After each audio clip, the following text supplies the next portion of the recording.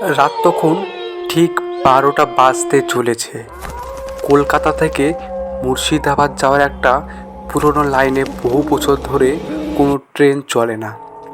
লোকজন বলে ওই লাইনটা অভিশপ্ত। তবুও মাঝরাতে 12টার সময় হঠাৎ একটা কালো ট্রেন ছুটে যায়, কিন্তু তার কোনো শব্দ হয় না, কোনো আলোও জ্বলে না, শুধু শোষো করে বাতাস কাঁপিয়ে ট্রেনটা ছুটিয়ে যায়। রাহুল আর অর্ণব দুই বন্ধু। তারা দুজনেই ভৌতিক জিনিসে খুব বিশ্বাস করে না। গ্রামের মানুষদের মুখে শোনা ভূতের ট্রেনের গল্প তাদের খুব কাছে ছিল।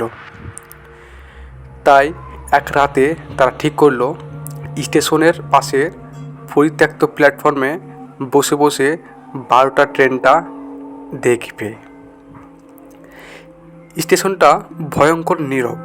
কুকুরগুলো যেন ঘেউ ঘেউ করে বন্ধ করে দিয়েছে। চারপাশে শুধু বাতাসের শোষো শব্দ।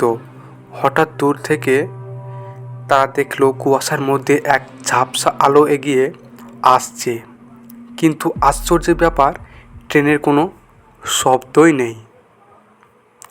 ট্রেনটা যত কাছে আসতে লাগলো দুজনের বুক কেঁপে উঠল। দেখা গেল কামরাগুলোর জানালা ভাঙা, ভেতরে আসনে কেউ বসে নেই।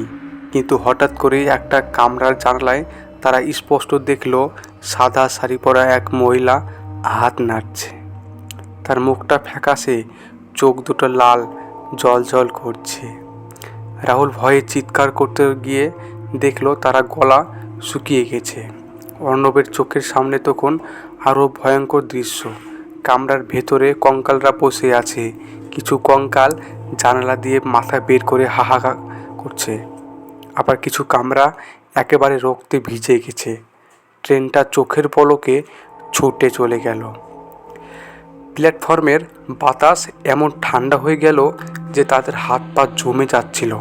দুজন একসাথে চিৎকার করে দৌড়ে পালালো।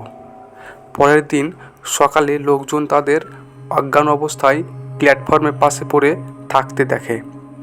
জ্ঞান ফেরার পর তারা কোনো কথা বলতেই পারল না, শুধু কাঁপতে কাঁপতে একটা কথাই বলল, ট্রেনটা সত্যি আছে, রাত 12টার ট্রেন, সেটা শুধু মৃতদের জন্য। সেই ট্রেনটা এতটাই ভয়ানক যে তাকাবে সেই অজ্ঞান হয়ে যাবে। খুবই ভয়ানক ট্রেন, এই ট্রেনটা কেউ দেখো না।